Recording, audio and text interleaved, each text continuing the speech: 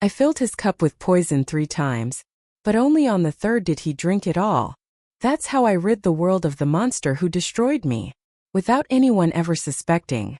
And this morning, with the sun rising gently over Lancaster and my hands wrapped around a warm cup of tea, I'm finally ready to tell the truth. Good morning, my dears. This is Grandma Jenny, 73 years young, speaking to you from my front porch, the same one my late husband built with his own 2 hands. The birds are chirping. The old ceiling fan above me still hums like it did 20 years ago. And yet, my heart today feels heavier than the breeze that's pushing through these curtains. Because today, I'm not just sharing a story. I'm opening a wound. A wound I've carried for 2 decades. A wound wrapped in silence, stitched together with fear, and hidden behind the kind smile of an old woman who, to the outside world, had it all. For years, I baked pies for the church, kissed grandchildren on the forehead, watered my garden, and rocked gently in this very chair. All while carrying a truth that would chill the bones of anyone who dared look past the flowers on my apron. I don't tell this story to shock you. I tell it because someone out there, maybe even you, my dear, is sitting with your own truth buried deep under shame and silence. And I want you to know, you're not alone. But before we go into the dark part of my tale, let me take you back to the light. Because my story didn't begin with poison. It began with love. Real love. In the summer of 1967, I met a man named Jack. I was just 18, working behind the counter at my father's general store. Jack walked in asking for molasses and flour, and left with a piece of my heart. He had that kind of smile, the kind that shows in the eyes before it reaches the mouth. He was polite, kind, never rushed. Different from the local boys who whistled at girls from their trucks. "Could you tell me where the First Methodist Church is?" he asked. And when I did, he thanked me, paused, and said, "Ginny. Pretty name for a pretty girl." I remember the way his cologne lingered after he walked out the door. Old Spice and sawdust and something I couldn't name but never forgot. That same year we started seeing each other. Back then, courtship was gentle and slow. A walk to the square, an ice cream shared under shade trees, his hand brushing mine when he handed me a napkin. Nothing grand. Nothing flashy. Just real. 2 years later, I married Jack in a white dress my mother sewed by hand. We spent our honeymoon in a tiny boarding house in Atlantic City.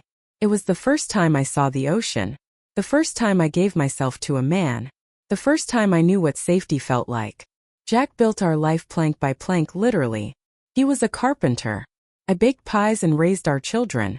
Together we built something many people only dream of. A home filled with love, respect, and shared silence that never felt empty. We lost our first baby. And yet Jack, instead of pulling away, held me closer. "God knows what he's doing," he whispered, wiping away my tears. "We'll see Joseph again someday." We went on to raise 3 children, Mary, John, and Lucy, each one with their father's gentle eyes. And for 40 years we lived what I would call, not a perfect life but a good one. Simple. Honest. Deep. We didn't have much, but we had everything that mattered. So you see, I didn't come to this world cynical. I didn't expect evil to walk through my door. I didn't think I would ever carry hate so strong that it made me stand in my kitchen, drop by drop, filling a bottle meant for a man I once called family. But life is strange that way. It gives you the highest mountains, only to teach you how far you can fall. I will tell you everything. How my husband fell ill. How his brother came to help but instead destroyed what little was left. And how I, an old woman in an apron, did what I had to do. Not for revenge. Not out of anger. But to survive. So if you're still with me, dear one, thank you. Before we begin this journey together, I ask for just one small kindness. Please give this video a thumbs up and subscribe to Grandma's channel. It costs you nothing, but it means the world to me. And leave a comment, won't you? Tell me where in this beautiful country you're watching from. I love knowing your stories too. Because stories shared heal. Stories keep us alive long after the porch lights go out. Now, let me tell you about the man who brought sunshine into my life. And the one who tried to steal it all away. You never really know what love is until someone shows you. Not just with flowers or fancy words, but in how they wait while you finish crying. In how they touch your back gently when you're washing dishes. In how they sit beside you on hard days saying nothing, but somehow saying everything. That was Jack. Jack never raised his voice. Not once in all the years we were married. He never needed to.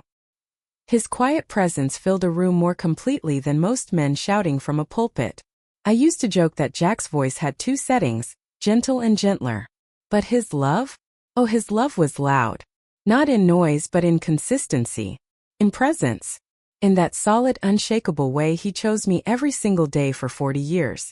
When we first started dating, I remember how folks in town whispered. "He's from Harrisburg," they said. Bit too polished for a Lancaster girl. But I didn't care. Jack had a way of noticing things most men didn't. Like how I braided my hair tighter when I was nervous. Or how I always hummed when I shelved canned goods. He noticed without commenting. Just smiled softly like it was his own private secret. Our dates were simple. Ice cream in the town square. Walks past cornfields at dusk. He never rushed me. Never touched me without asking. Once, when we were sitting under the old oak tree behind my father's store, I fell asleep with my head on his shoulder. When I woke up an hour later, his arm had gone numb, but he hadn't moved. "Didn't want to wake you," he said, shaking his arm like it was nothing. "You looked peaceful." That's how Jack loved me. Like I was something sacred. He proposed with a silver ring he bought from a traveling jeweler. Not expensive but polished and perfect. I still wear it even now. It's shaped to my finger like it was made from my own bones. We married in the spring of '69, when the cherry trees in Lancaster were blooming. I wore white. He wore a suit 2 sizes too big, borrowed from his uncle. We were broke, but we were rich in every way that mattered. Our honeymoon was 3 days in Atlantic City, in a modest boarding house with squeaky floors and lace curtains. We walked the boardwalk, laughed over cheap seafood, kissed under the salt breeze. I saw the ocean for the first time in my life, and I saw it through his eyes, which made it all the more beautiful. That first night, we shared a bed that dipped in the middle. We didn't talk much, just held each other. I was scared, but he held me like I was glass, and kissed me like I was gold. We returned home and moved into a tiny room at the back of his uncle's house. I baked pies for local shops. He worked 12 hours a day sanding floors and carving cabinets. Every penny we saved went into a jar on top of our dresser labeled, "Someday." And someday came faster than we hoped. We bought a small plot of land and built a modest home with 2 bedrooms, a kitchen that always smelled of cinnamon, and a porch that faced west so we could watch the sunset together. That porch became our sanctuary. We lived simply, but Jack made it feel like a palace. Then came Joseph. Or so we thought. When I lost the baby, I broke. I blamed myself. I stopped singing while I worked. I stopped cooking his favorite stews. I even stopped going to church. Jack didn't pressure me. He didn't try to fix it. He just stayed. One night, I found him sitting at the kitchen table with his Bible open, tears running silently down his face. "Our Joseph is with God now," he said, "watching over us." He never blamed me. He never needed me to be okay for him to keep loving me. And that taught me more about grace than any sermon ever could. Years passed. We had 3 healthy children, Mary, John, and Lucy. Jack made each of them a wooden toy when they were born. A rocking horse, a dollhouse, a carved train. He told them bedtime stories with silly voices and kissed their foreheads every morning before work. He was the kind of father who never missed a school recital, even if it meant coming home with sawdust still in his hair. And he never once told me housework was a woman's job. If I was tired, he cooked. If I was sick, he cleaned. If I was sad, he played his guitar and sang off-key until I smiled. One Sunday a month, no matter how tight money was, he insisted on date night. He'd send the kids to my mother's, light candles, pick flowers from the backyard, pour 2 glasses of cheap red wine. Then we'd dance in the living room barefoot, swaying slowly to some old Patsy Cline song. "I'll love you till I'm ash in the wind," he once whispered in my ear. And I believed him. Because Jack never broke a promise. Not once. In 2007, when he turned 60, we threw him a backyard party. Everyone came, friends, neighbors, even old clients he'd built furniture for decades ago. I remember standing there watching him laugh, surrounded by people who adored him. I looked at his hands, scarred, calloused, strong. Hands that had built everything around me. And I thought, I'm the luckiest woman alive. I didn't know then that life was already pulling the rug out from under us. But I'm glad I didn't. Because for 40 years Jack showed me what love looks like. Not the fairy tale kind. The real kind. The kind that stays. That sacrifices. That holds you even when you're falling apart. And if I've done anything good in my life, if I've survived all that came after, it's because of that love. Because of my Jack. He didn't just teach me how to love a man. He taught me how to love myself. After Joseph, everything changed. Not in the way strangers might expect. Jack and I didn't drift apart. We didn't become bitter or cold. Instead, our grief became a strange kind of glue, holding us together when the world felt like it was falling apart.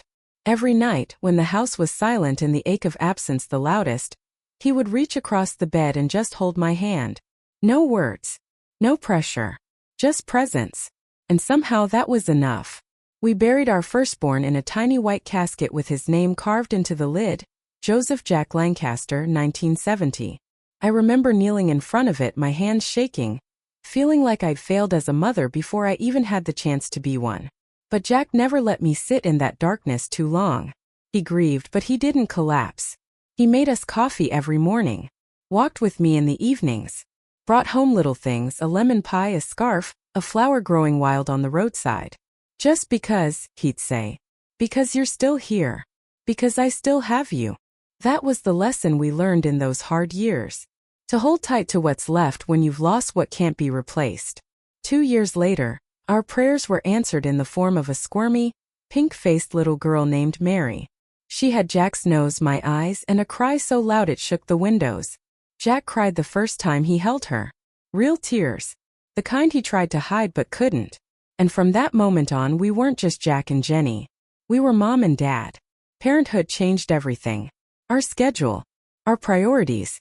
Our budget. But most of all, it changed the way we saw time. Suddenly every moment felt fleeting. A first smile. A first word. The first time Mary pulled herself up on wobbly legs and tottered into Jack's arms. I captured these moments in photos. Jack captured them in wood.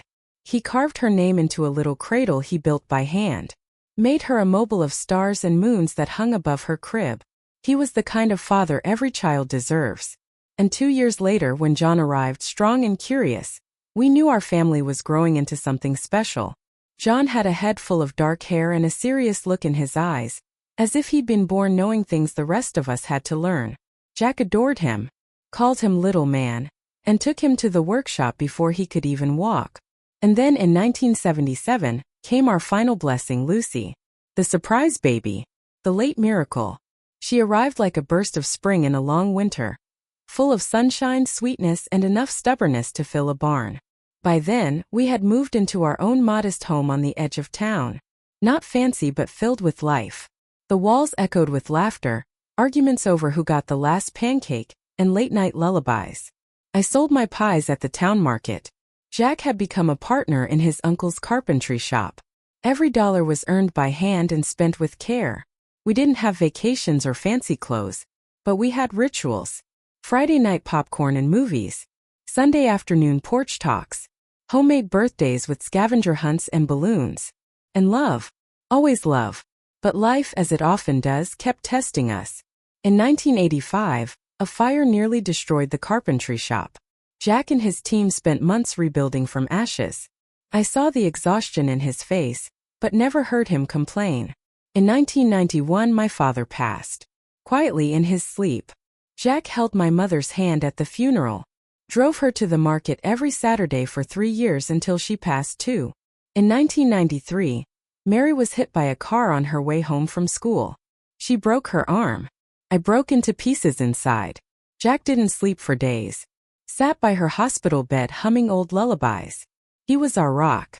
And still, through all the storms, our home remained our safe harbor. I remember one snowy evening in 1995 when we lost power. The kids were already grown by then, but Lucy was home from college for the weekend. Jack lit candles. I made tomato soup on the wood stove.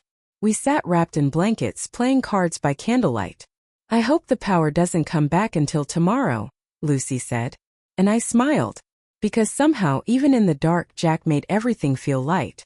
In 1997, after nearly 30 years of dreaming, Jack bought a piece of land on the outskirts of town. He built us a house from scratch, one with a wide wraparound porch, a big backyard, and room for all our grandchildren to run free. It was his final masterpiece. Every beam, every window, every nail was touched by his hands. He planted apple trees, built birdhouses, hung a swing from the big oak tree. We moved in that summer, and for the next 10 years we lived in a kind of quiet joy that most people never find. Looking back now, I realize, we didn't just build a home. We built a life. One choice, one compromise, one long night at a time. We made mistakes. We had arguments. But we never walked away from each other. And every time I feared we wouldn't make it, Jack reminded me, with words or actions, or just the way he looked at me across a noisy dinner table, that we were still building, still choosing, still loving, even after the storm. If you're out there listening and wondering if love like this still exists, I'm here to tell you it does. It may not look like a movie. It may come with grief and splinters and heartbreak. But when it's real, when it's rooted in kindness and carried by time, builds you. And it carries you, even after the one you love is gone. It started with a coffee cup. One April morning in 2008, Jack and I were sitting on our porch like we always did. The air smelled like lilacs. The robins were out early. I had just poured him his second cup when I heard it crash. His cup had fallen, shattering on the concrete. I looked over, startled, expecting him to curse or laugh it off. But Jack just stared at his own hand, like it no longer belonged to him. It slipped, he said softly, smiling that tired smile of his. Must be getting old. But I knew my husband. And I knew that wasn't just a slip. That week it happened again. And again. He dropped the carving chisel he'd used for 30 years. Then the hammer. Then a spoon at dinner. By the 5th time I stopped pretending it was nothing. You need to see a doctor, Jack, I told him. Something's not right. Just tired, he replied. Didn't sleep much. But I saw the worry behind his eyes. The fear he didn't want to name. It took 2 weeks of gentle insistence before he finally agreed. We sat in a small clinic with pale yellow walls and a young doctor named Carmen. She examined Jack's grip, his reflexes, his gait. Then she sat down. Her eyes shifted. Her tone changed. Mr. Lancaster, I'm going to refer you to a specialist in Philadelphia. Neurology. And just like that, a quiet fear began to take root in my chest. The drive to Philadelphia was long and silent. Jack held my hand the entire way, squeezing it just once when we passed the river where he used to take the kids fishing. He didn't say much. He didn't need to. We both knew. Even before the tests. Even before the diagnosis. We knew something was coming. Something that would change everything. The doctor said the words as gently as she could. Amyotrophic lateral sclerosis. AIDS. I had never heard of it. Jack had. It's Lou Gehrig's disease, he whispered. The doctor explained it all. Muscle weakness. Loss of mobility. Eventually paralysis. Inability to speak, to swallow, to breathe. There's no cure, she said. We can only manage symptoms. Everyone progresses differently. How long? I asked. A year. Maybe 2. 3 if we're lucky. The room spun. My hands went cold. 3 years. After 4 decades together, that's what we had left. On the drive home, Jack tried to joke. At least I'll get out of mowing the lawn, he said with a crooked grin. I laughed, even though I wanted to scream. That night, for the first time in all our years, I heard him cry. Not loud. Not messy. Just silent tears rolling down the face I had kissed every day since I was 18. It's not fair, Jenny, he whispered. We still had so many plans. I wiped his tears with the sheet. We still do, I said. They'll just look different. We told the children the next day. Mary broke down. John clenched his fists. Lucy just said, "Then I'm coming home." And she did. She quit her job in Philadelphia, packed her apartment in 2 days, and came back to be with her father. My career can wait, she told me. He can't. John took over the carpentry shop completely. Mary visited every day after teaching. They surrounded Jack with the kind of love that builds fortresses. Neighbors came too. Someone built a ramp for his wheelchair.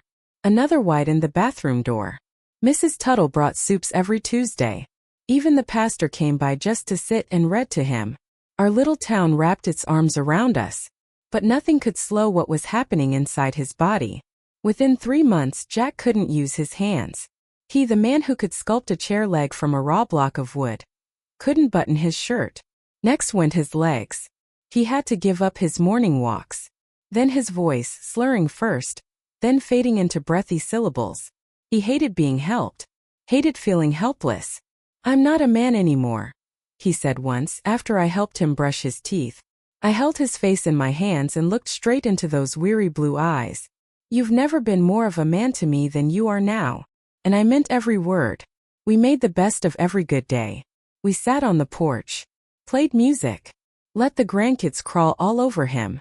He still smiled, still told stories with his eyes, still reached for my hand in the dark. One day when he could barely speak, he used all his strength to whisper, "Loved you more each day.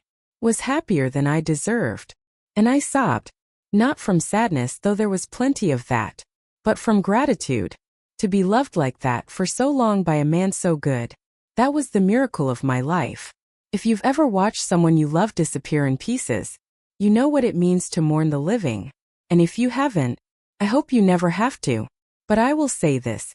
Even as he slipped away, Jack never stopped teaching me what love looked like. Not even in goodbye. We had just passed the 6-month mark since Jack's diagnosis when the phone rang on a rainy Thursday morning. It was Roger, Jack's little brother. The one who'd left Lancaster the year we got married and only called on Christmases and birthdays. And sometimes not even then. I hadn't heard his voice in almost 5 years. "I heard about Jack," he said, not even saying hello. "I'm coming down this weekend." He didn't ask. He stated it like a fact, like he was owed space in our grief. I remember hanging up the phone with a strange tightness in my chest. Not fear. Not dread. Just a discomfort I couldn't name. I told Jack, and for the first time in weeks he smiled. "My little brother," he rasped. "Coming home." Roger arrived late Saturday afternoon, in a shiny red pickup and an expensive leather jacket that looked out of place on our porch. His hair was slicked back, his smile a bit too wide, his hug a second too long. "I missed you, Jack," he said, kneeling by the wheelchair like he was at an altar. "I should have come sooner." Jack's eyes watered. "You're here now. That's what matters." But even as I watched the reunion between the two brothers, something about it didn't sit right. Roger hadn't changed much. Still charming. Still smooth. But his charm had always struck me as the kind that left splinters under your skin. He smelled like cologne and bourbon. His eyes scanned the house like a guest assessing a hotel suite, not like someone visiting family. First, it was helpful to have him there. He took Jack for drives, helped rearrange the workshop into storage, and mowed the lawn without being asked. But within a week I began noticing things. Drawers opened when I hadn't touched them. Envelopes shifted. Jack's paperwork wasn't where I'd left it. Roger asked too many questions about the house, who it was under, whether we had insurance, how much we'd saved. He brought up things that didn't feel like concern, they felt like calculations. "Y'all ever think of selling this place?" he asked one night while sipping his 3rd glass of wine. "No," I said firmly. "Jack built this with his own hands." He chuckled, swirling the glass. "Yeah, but you gotta think long term. He ain't gonna be around forever." I didn't answer. But something inside me snapped, the first tiny crack in a wall that had stood for decades. Jack, ever the optimist, brushed off my suspicions. "Roger's always been curious," he said. "Doesn't mean anything." But I saw things Jack couldn't anymore.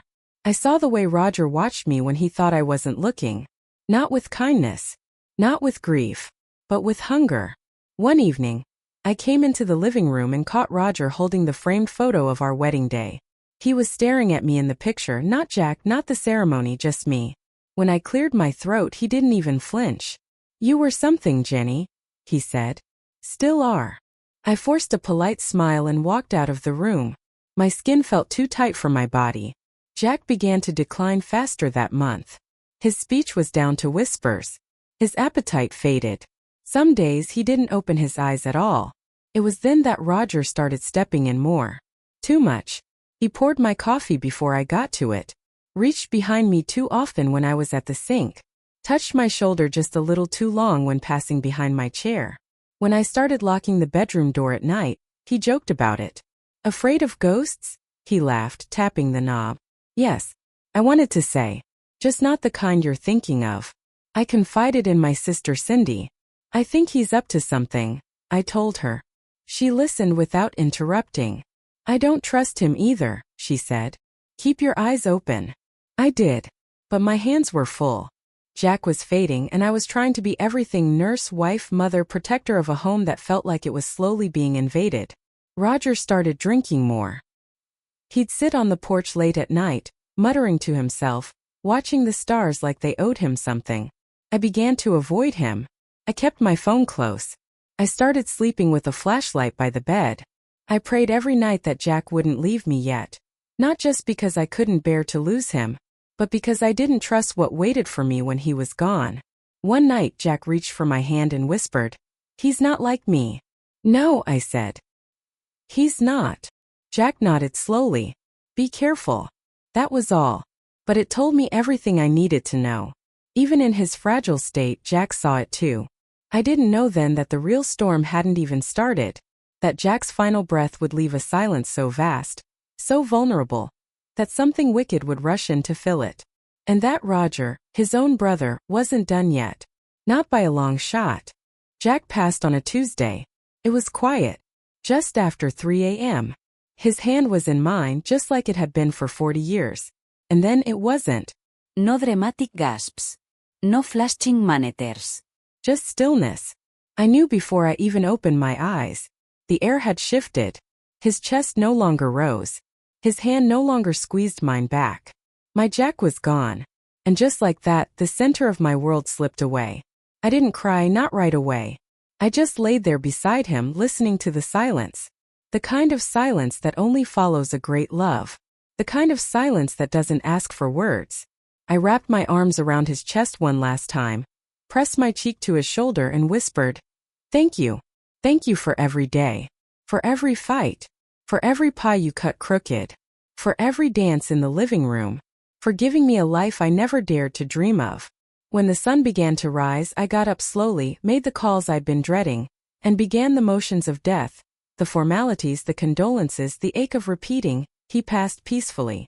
Our children came home. The house filled with footsteps and casseroles and flowers. The living room overflowed with people who loved Jack. Roger cried the loudest. Threw himself on the casket. Declared Jack his hero. Told every neighbor how close they had been. But I saw the way he kept watching me. Not with grief. With calculation. After the burial, I asked the children to return to their homes. "I just need a few days alone," I told them. It was true. I needed space to breathe again. To walk the halls of this home filled with his scent. To touch the dresser he built. To sit on the porch and imagine he was still rocking beside me. They hesitated, but they respected my wishes. Except for Roger. "I'll stay and help with paperwork," he offered. I should have said no. I should have followed that uneasy twist in my stomach. But I was tired. Grieving. And he was Jack's brother. What harm could a few more days bring? The first night I locked my bedroom door. I told myself it was just habit. I didn't want to hear his snores or feel him moving around the house. But deep down I knew better.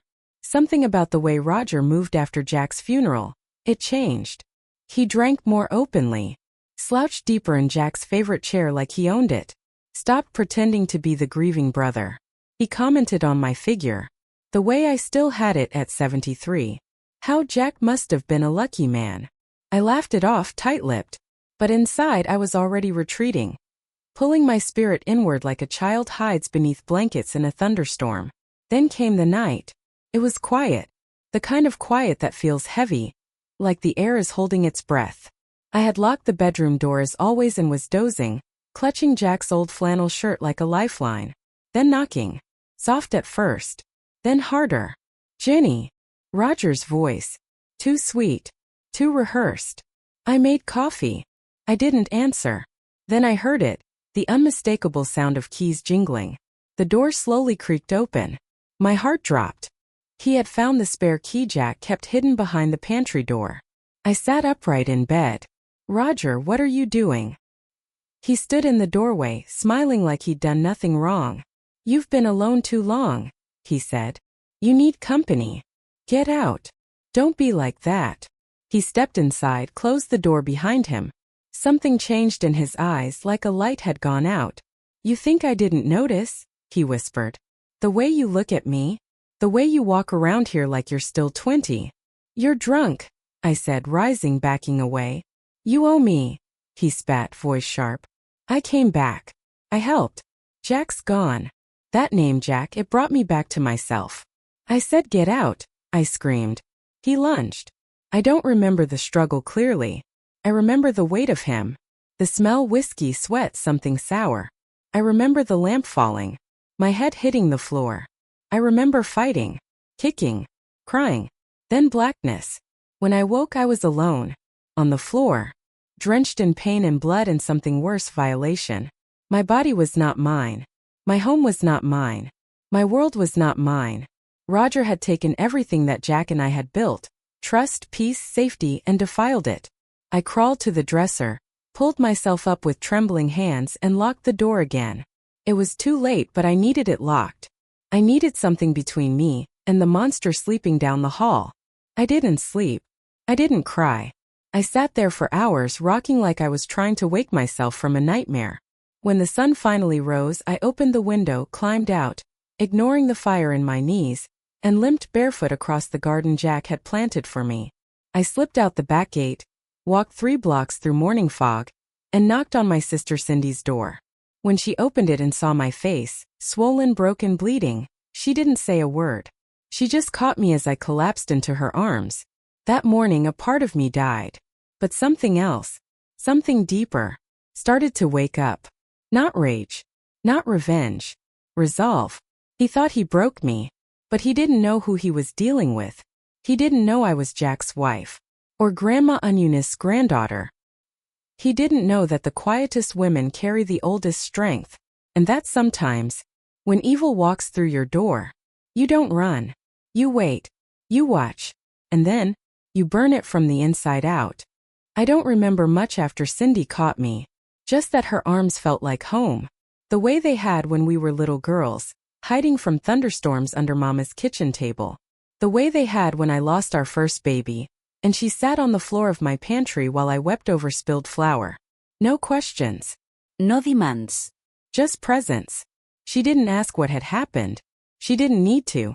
My body told the story before my lips could. When I woke, I was in her bed, wrapped in soft sheets that smelled like lavender and soap, the curtains drawn just enough to let in a thin line of morning light. Cindy was sitting beside me, her hands folded in her lap, eyes red but dry. Tea? She asked when she saw me stir. I nodded. My throat was too raw for words. She left the room and returned moments later with a chipped mug we'd both used as children, cream-colored, with a tiny yellow duck on it. She held it to my lips like Mama used to when I was sick. Chamomile. Warm. Steady.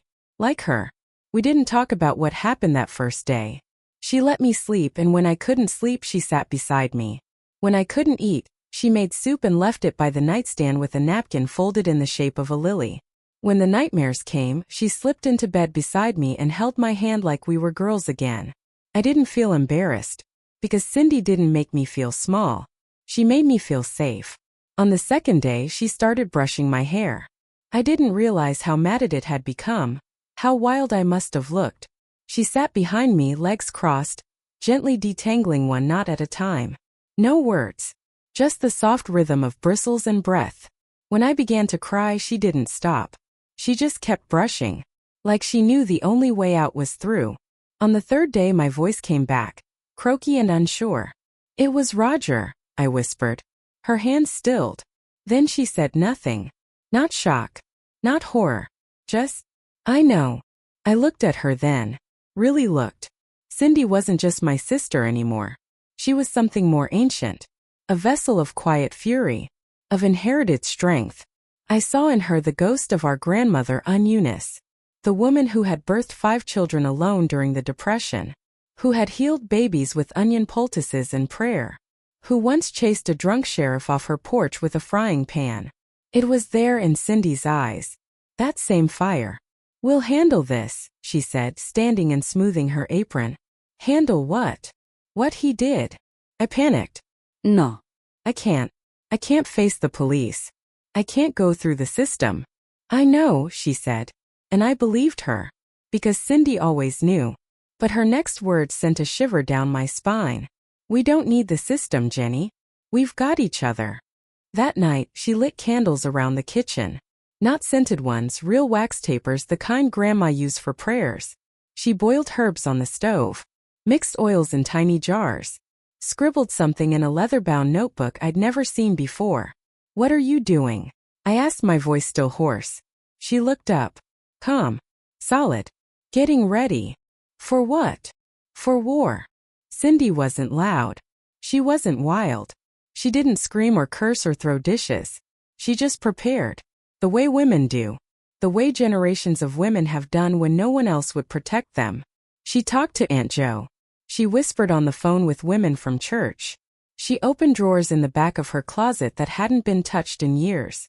She sharpened her quiet into something that could cut. And me? I watched. I breathed.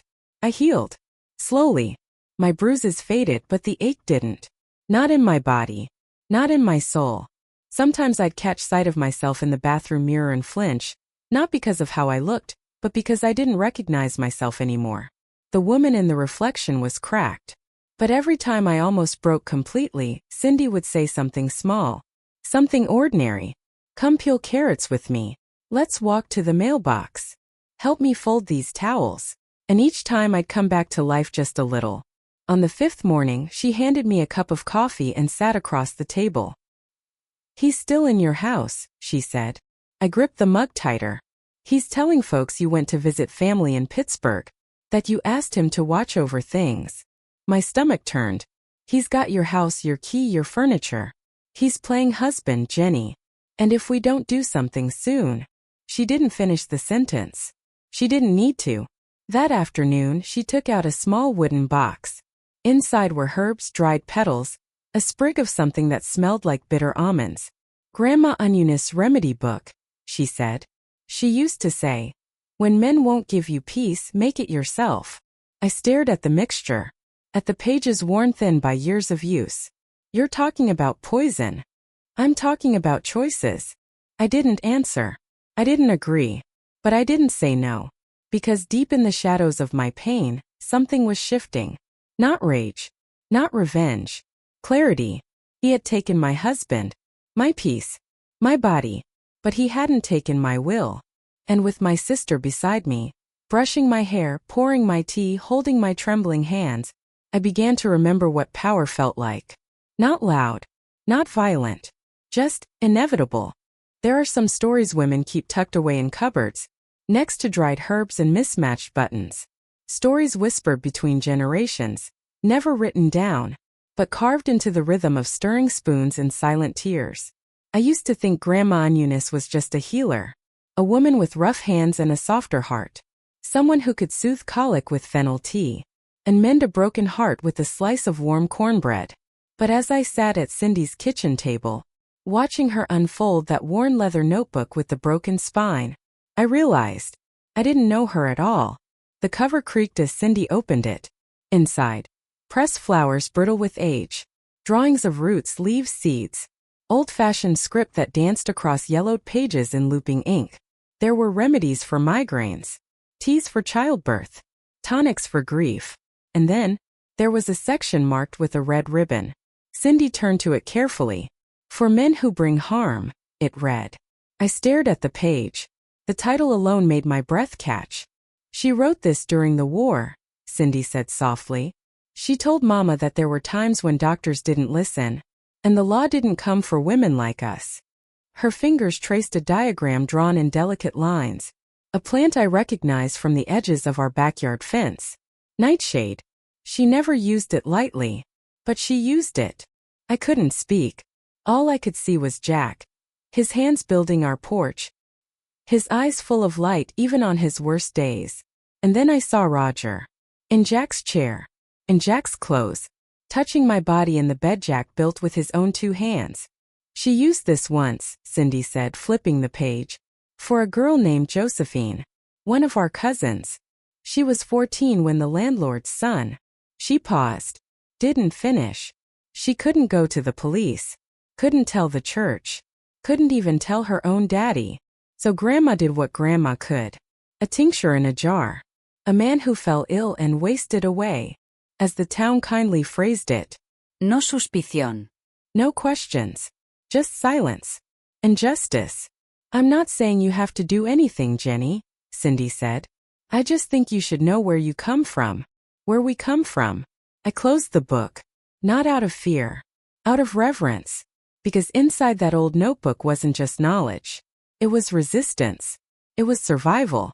A legacy handed down not in speeches or sermons, but in recipes tucked under loose floorboards. And tea that tasted just a little too bitter to be ordinary. That night I couldn't sleep. I lay in Cindy's guest bed, the moonlight spilling across the patchwork quilt, and I thought of all the women in our line. Women who had held things in their bodies. Grief, shame, secrets. Because the world had no room for their truth. I thought of Grandma Eunice, sitting alone with a crying child, gathering roots with hands that trembled not from age, but from rage. I thought of Josephine, and I thought of me. Roger was still in my house, still sleeping in my bed, still telling neighbors I was in Pittsburgh, still breathing. And I was still broken, still hiding, still unsure what to do. But something was changing. Something deep, like a river shifting course beneath the earth. Not fast, not loud, just inevitable. The next morning, Cindy placed a small clay vial on the table. It's nothing lethal, she said. Just something to weaken him. I didn't ask what was in it. I didn't want to know. She handed it to me like a prayer. Like a torch. You don't have to use it, she added. But if you choose to. I nodded. That was enough. Later that day, I sat alone with the vial in my hand. It was warm from the sun. And heavy. Not in weight. In meaning. This wasn't just about Roger anymore. It was about every door locked behind a woman's scream. Every time someone said, "Are you sure?" Every time someone asked what she was wearing. Every time justice turned its back and told her to forgive. I didn't know yet what I was going to do. I didn't know how far I was willing to go. But I knew this. I wasn't afraid anymore. Not of Roger. Not of what people would think. Not of the dark. Because inside me something had awakened. Not vengeance. Memory. The memory of women who endured. Who healed in secret. Who never let the light go out. Even when the world turned its back. I came from a line of women who didn't run. And whatever happened next, I wouldn't run either. There are things a woman learns when her back is against the wall. How to breathe without making a sound. How to cry without anyone hearing. And how to sharpen grief into something that can cut. It wasn't rage that stirred in me as I held the clay vial Cindy had placed on the kitchen table that morning. It was resolve. The kind that doesn't scream. The kind that doesn't wave flags. The kind that sits in silence, waiting for the exact moment to strike. He's still there, Cindy said. She had gone by the house earlier, pretending to check the mailbox.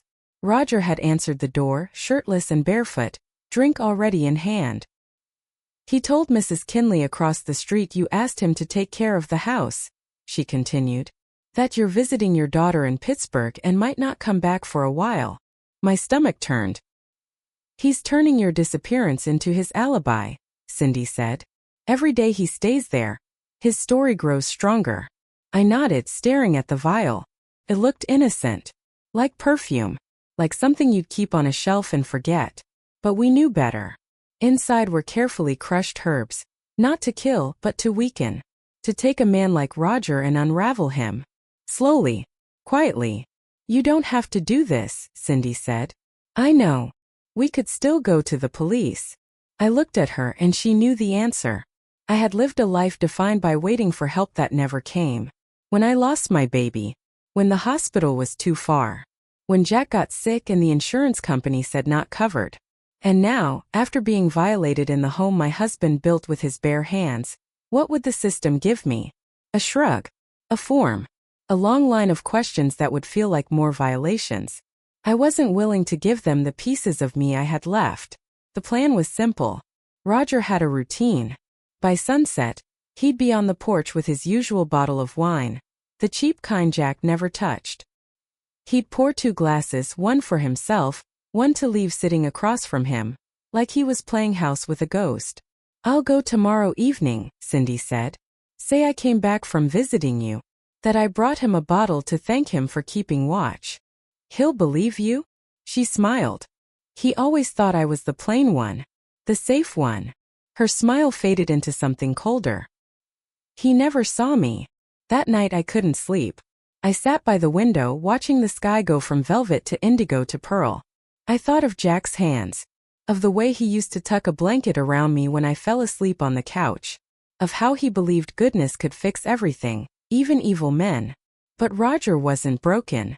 He was calculated. What he did to me wasn't a slip or a weakness or drunken confusion. It was the act of someone who had fantasized about power and waited decades to steal it. And I had let him in." The next morning, Cindy prepared the mixture. 3 drops. No more. That was enough to make a man lose control of his limbs. Enough to make him talk nonsense.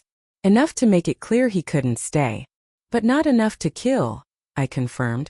Cindy looked me in the eye. "Not unless you want it to be." I didn't answer. But my silence was enough.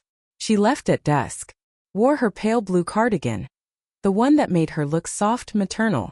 She packed the wine in a brown bag, tied her hair back with a ribbon.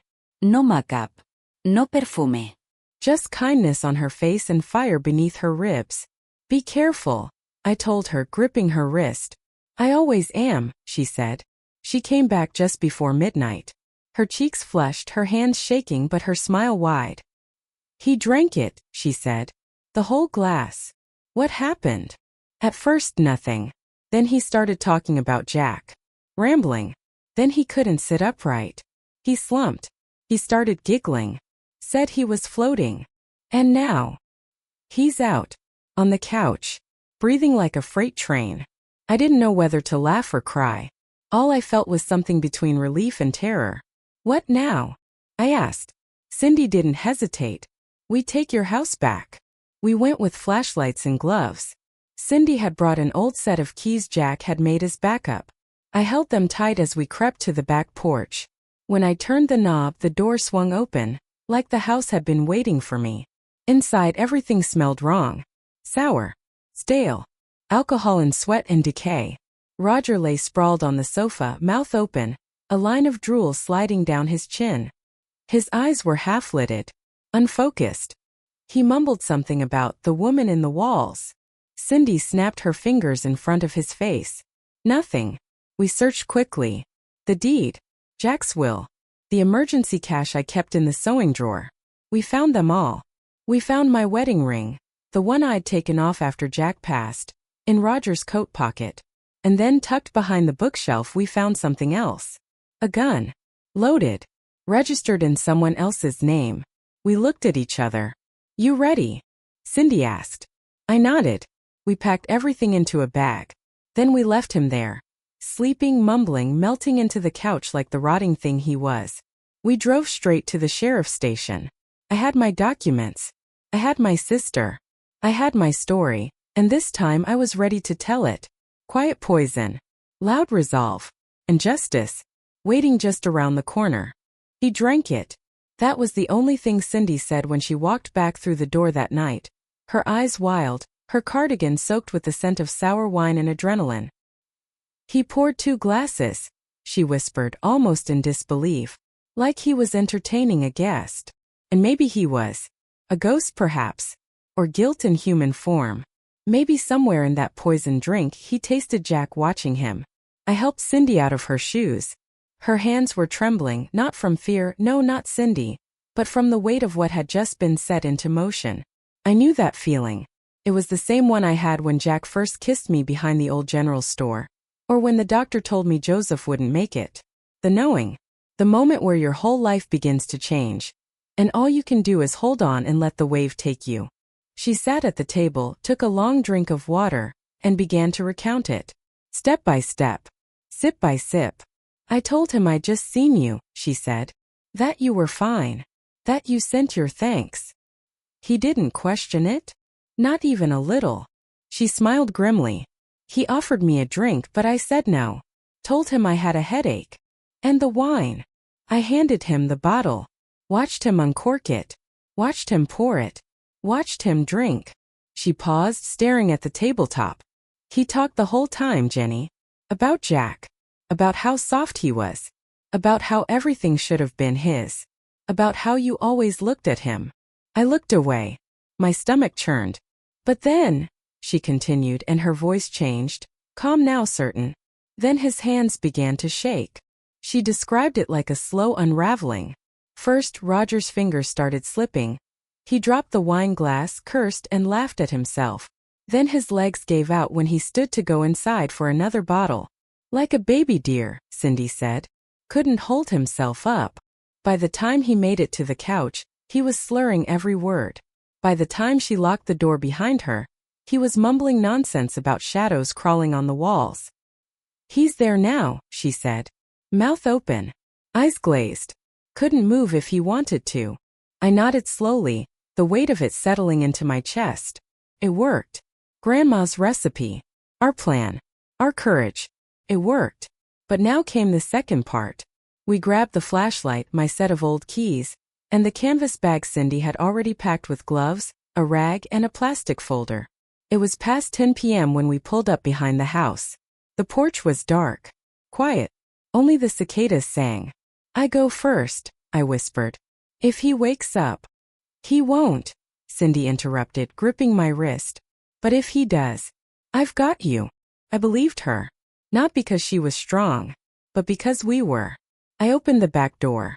And there he was. Exactly as she'd described. Roger. Jack's brother. Jack's shadow. He lay crumpled on the couch like a marionette with its strings cut. Arms limp, one leg twisted awkwardly beneath him. His eyes fluttered open for a second. Unfocused. Dull. He mumbled something. Jenny? That you? I didn't answer. I just walked past him. Not a victim anymore. Not a widow anymore. Just a woman reclaiming her home. We moved quickly. Cindy found the gun in the drawer, wrapped in a flannel shirt. I found the folder of documents Roger had stolen, Jack's will, the deed to the house, even old tax forms. He'd been planning something. Probably forging papers. Maybe trying to sell the property. My fingers trembled as I gathered everything and stuffed it into the bag. I paused when I saw my wedding ring sitting atop the stack of papers. Jack had taken it off when his hand swelled near the end. I tucked it into my nightstand drawer. And now Roger had it. The symbol of everything Jack and I had built. I slipped it into my palm and closed my fingers around it. Never again. As we turned to leave, Roger stirred. Tried to sit up. Failed. You drugged me, he croaked, spitting the words. I walked over to him. Kneeling just out of reach, I looked into his foggy, sunken eyes. You took everything, I said. My safety. My peace. My body. My home. He laughed, wet and wheezing. You wanted it, he slurred. I didn't blink. I want you gone. Then I stood and turned away. And we walked out the door without another word. At 11:37 p.m., 3 gray-haired women walked into the Lancaster Sheriff's Department. Cindy, Aunt Jo, and me, carrying a bag of evidence. And 40 years of silence. The young deputy behind the desk looked up, surprised. Can I help you, ladies? I set the folder down, then the gun. Then I looked him square in the eye. Yes, I said. You can start a report. I told him everything. Not every detail. Not the poison. Not Grandma's legacy. But enough. The assault. The invasion. The threats. The forgery. The gun. The ID under someone else's name. The plan he had been building while we were grieving. I gave them everything they needed. And then I asked them the question I should have asked a long time ago. What will you do to protect the next woman? Roger was arrested the next morning. Still groggy. Still denying. Still confused about how everything had slipped out from under him. One sip at a time. But we knew. It wasn't just the herbs. It was every woman behind that cup. Every no that had been ignored. Every truth that had been doubted. Every sister who sat silently beside another, holding her hand in the dark. Sip by sip he fell. And when he did, we stood taller than ever. The door chimed as we walked in. It was just past midnight, and the Lancaster police station was quiet. only one overhead light humming in the front office, casting everything in a cold yellow glow. 3 gray-haired women stepped into that silence. Me, Cindy, and Aunt Jo. None of us said a word at first. The young officer at the desk looked up from his paperwork, startled. He blinked, then stood. "Evening, ladies. Can I help you?" I nodded steady. "Yes," I said, placing the canvas bag gently on the counter. "We're here to report a man who took everything from me, and we brought proof." He opened the bag. Inside, a revolver, forged documents, Jack's will, my wedding ring, and a copy of the property deed. He pulled out each item, confusion flickering across his face. "Whose gun is this?" he asked, careful not to point it anywhere. "Roger Lancaster," I said clearly. "My late husband's brother. He's currently passed out in my home, uninvited, armed, and in possession of papers he planned to use to steal what's mine." The officer paused, then slowly reached for a notepad. "And what's your name, ma'am?" "Jenny Lancaster." I looked him in the eye, unflinching. "And this is my story." I told him everything. Not the herbs. Not the potion. That was for another time. But I told him about the assault. The invasion. How Roger came into my home days after my husband died. How he manipulated the neighbors. How he violated my trust, my safety, my body. How I fled in the middle of the night, barefoot and bleeding, and collapsed in my sister's arms. Cindy spoke next, confirming it all. How I showed up bruised and broken. How I stayed hidden while Roger paraded around like he owned the place. Then Aunt Jo added what she'd found. A false ID hidden in Roger's things. "I believe he's done this before," she said calmly. "And I think you'll find the name Milton Ferris has a trail." The officer's face changed. From confusion to concern to disbelief. And finally, to something I hadn't seen in a long time when talking to a man in uniform. Respect. "I'll need you to make a full statement," he said. "And we'll send an officer to your residence immediately." "Good," I said. "But please understand, I didn't come here to be rescued. I came here to reclaim what's mine." He gave a tight nod. "Understood, Mom." Took 3 hours. Forms, photos, fingerprints. Medical attention was offered. I declined the hospital. Cindy had already patched me up with more gentleness than any or ever could. But I agreed to the examination by the forensic nurse, because this time I wanted my story documented. I wasn't hiding anymore. At 4:17 a.m. they called me into the back. "We found him," the sheriff said. "He was exactly where you said, on your couch, barely conscious. Gun nearby. Papers in hand." "And?" I asked. "He's in custody. He's being charged with unlawful possession of a firearm, forgery, attempted fraud, and trespassing." "And the assault?" The sheriff hesitated. "We'll open an investigation. But I have to be honest, without immediate physical evidence or a witness." "I know how this works," I said. "I've been a woman in this world for 73 years. I didn't come here expecting miracles." He frowned but then added something I didn't expect. "But I also found something in our system. Roger, under the alias Milton Ferris, has 2 warrants out of Illinois. One for assault, another for identity fraud. Looks like he skipped town right before a trial. That was enough for now. Enough to keep him behind bars. Enough to make his story crack." When the sun began to rise, we walked out of that station, tired, hollow, but proud. We didn't look like warriors. We looked like grandmothers. But don't let the sweaters fool you. That night, we had walked into the lion's den with nothing but a bag of truth and a backbone made of generations. And we had walked out with the law finally on our side. The next days were a blur of interviews, follow-up statements, paperwork. The neighbors were stunned. Mrs. Kinley from across the street cried when I told her the truth. "I thought he was helping you," she whispered. "He said he was watching the place for you." I nodded. That's what they always say. By the end of the week, the news had spread across Lancaster. Not gossip. Respect. Not whispers behind closed doors.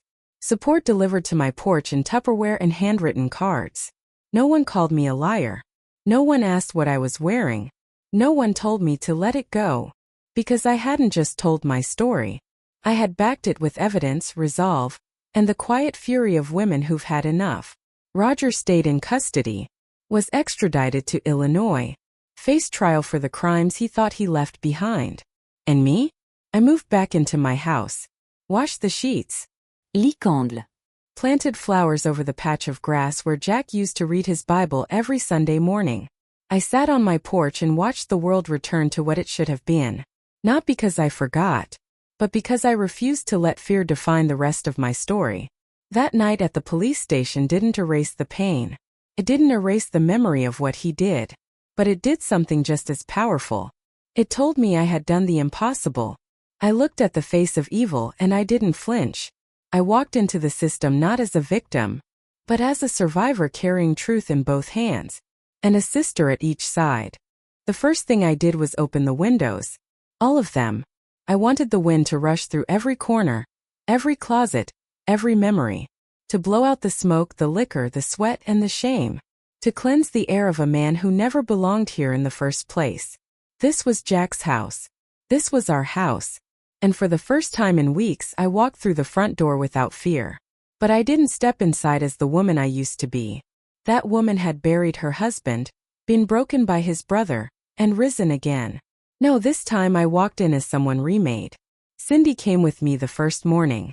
She brought gloves, cleaning rags, and 3 thermoses of strong coffee. We didn't talk much. We just worked. We started with the living room, where Roger had collapsed on Jack's favorite chair. The cushion was stained. I threw it out. We burned the Afghan blanket he had used, one I had crocheted for Jack's 60th birthday. It felt like a funeral and I let myself mourn it. Not just the objects, but the time, the sense of safety that had been taken. I lit a candle in that room when we finished. Not for ambience, for peace. Then came the bedroom. I stood at the door for a long time before entering. It still smelled like fear, like pain, but it also smelled like cedar, and the faint trace of Jack's aftershave that clung to the wood. I stripped the bed, tore off the sheets, removed the pillows. Then I did something I hadn't done since the night he died. I opened his closet. His jacket still hung there, just as he left them, wrinkled from time, still carrying his shape. I pressed my face into one and cried. Not because of what had happened, but because somehow his scent had survived all of it. And that gave me hope that I could survive too. In the kitchen, Cindy scrubbed the countertops like she was erasing a stain from history. She wiped every knob, every drawer pull. Roger's fingerprints were gone, but we cleaned anyway. As if, somewhere in the scrubbing, we could reclaim something invisible. I made lemon pie, she said as we finished. Thought we could use something sweet. I smiled. Jack had loved lemon pie. So had I. So I sliced 2 pieces, poured some tea, and we sat on the porch. The same place where Jack and I had spent hundreds of evenings. This time there were no guitars. No sunsets painted with laughter. But there was quiet. The right kind. The kind that doesn't ache anymore. In the following days I kept cleaning. Alone. Cindy returned to her house, but she called every night. Sometimes we didn't say much. But her voice, like the wind through those windows, reminded me, "You're not alone." I fixed the broken photo frames. Roger had smashed several, glass everywhere, my wedding photo in pieces. I gathered the shards and placed them in a jar. It sits now on my windowsill. A reminder that even broken things can hold light. I reprinted our photos, reframed them, hung them again in the hallway Jack built with his hands. Each nail I hammered in felt like a heartbeat. Each photo a prayer. Neighbors dropped by in small waves. Some brought casseroles. Some brought flowers.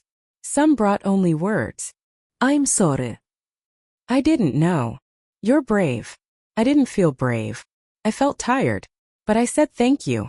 Because I was learning that sometimes accepting kindness is its own kind of strength. One afternoon I found something I hadn't seen before. A letter. Tucked inside Jack's old tool chest, behind a drawer panel. It was addressed to me. The handwriting shaky but familiar. "For when you're ready," it said. Inside.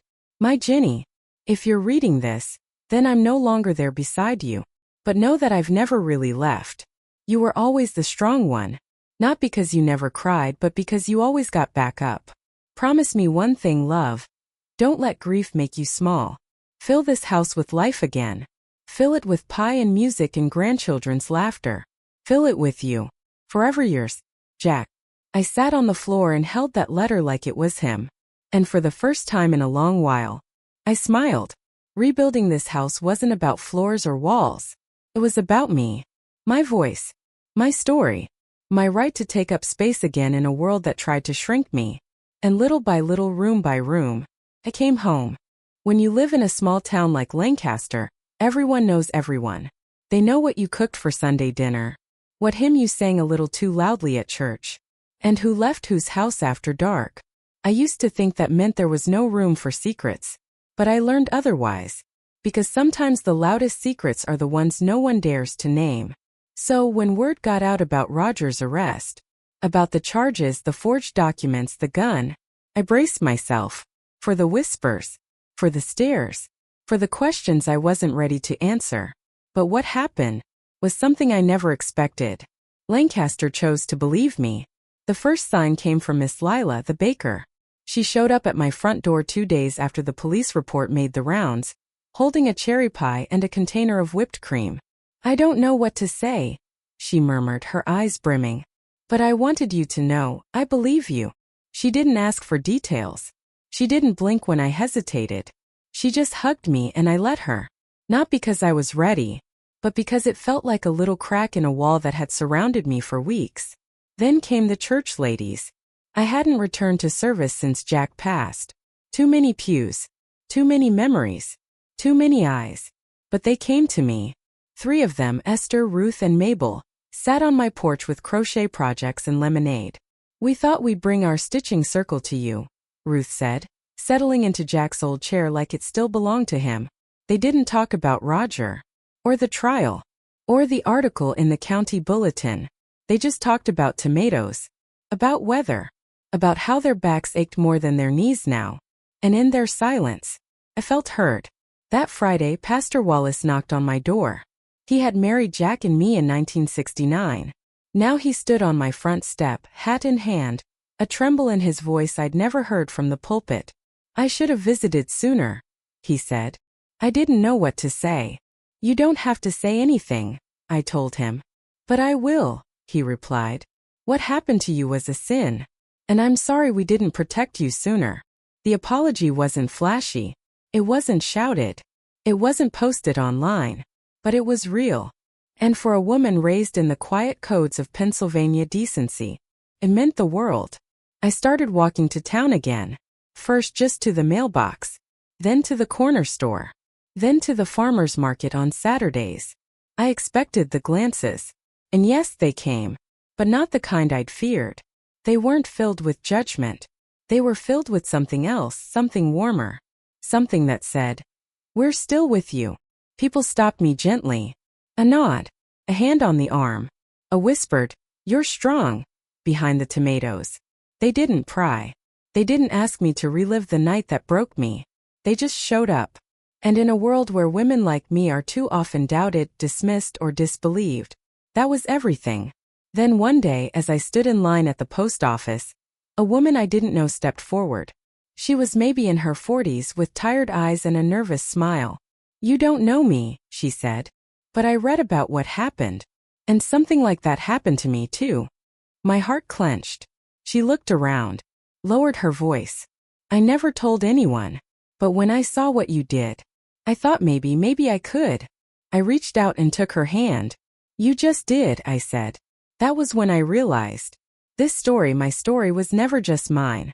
It was every woman who'd ever been told she was imagining it. Every widow who'd been seen as weak. Every victim turned into a rumor. And now it was also a lighthouse. One that might help someone else find their way out of the dark. The town held a council meeting 2 weeks later. They voted to approve funding for a women's resource center. Small, yes, but ours. Cindy joined the board. I agreed to speak at the opening ceremony. My voice shook, but it came out strong. "My name is Jenny Lancaster," I said. "I'm a widow, a mother, a grandmother, and a survivor." That room, full of neighbors, grocers, teachers, bus drivers, stood and clapped. And I knew then, this town that watched me grieve, that watched me break, was now watching me rise. Lancaster didn't look the other way. It looked me in the eyes. And when it didn't see a scandal. It saw a woman who refused to be erased. It had been 6 months since the trial ended. 6 months since Roger was sentenced in Illinois, then Pennsylvania, this time not just for forgery and fraud but for what he did to me. 6 months since I got my house back. Since I got myself back. That spring, I finally opened the cedar chest at the foot of our bed. It had been Jack's treasure box. Inside were old birthday cards, faded baseball tickets, baby socks, guitar picks, and love letters we'd written before cell phones and email. And beneath all of that, wrapped in a cloth that smelled like sawdust and Old Spice, was the last envelope, one I hadn't seen before. For when you need me most, was written on the front in his blocky handwriting. My hand shook as I opened it. My Ginny, I don't know when you'll find this. I don't know what will be happen by then. But I know you. I know your heart. I know your strength. And I know that if you're reading this, something must have tested you in ways I never could have imagined. I hate that I'm not there to protect you. I hate that my hands, these hands that built your porch, held our babies and tucked your hair behind your ears every morning, aren't there to catch you if you fall. But I also know you don't need catching. You've always been stronger than you let on. If the world has hurt you, if someone has tried to take what's yours, know this. They'll never take what we built. They'll never take your name. Your story. Your fire. You've been my home, Jenny. And I hope this home, our home, keeps you safe as you become whatever you need to be now. I love you. Then. Now. Always. Jack. I read it 3 times. Then I sat by the window and watched the wind move through the cherry trees Jack had planted. And I felt him. Not in some dramatic, ghostly way, but in the steadiness of my breath. In the warmth of the light across the hardwood floor. In the silence that no longer felt empty. So I sat down and began to write this message. To you. Yes, you, whoever you are, wherever you are. If you're watching this video from your kitchen table, or under the covers late at night, or on your lunch break between caring for everyone else in your life, this is for you. You may not have a Jack. You may have lost yours. You may have never been loved the way you deserve. But I want you to hear me. You are not broken. What happened to you doesn't define who you are. You are not too old, too soft, too scared, too anything. You are enough. And more than that, you are powerful. I never imagined I'd be sitting on this porch, in my 70s, telling the world about the night I was violated, and the nights I learned to heal.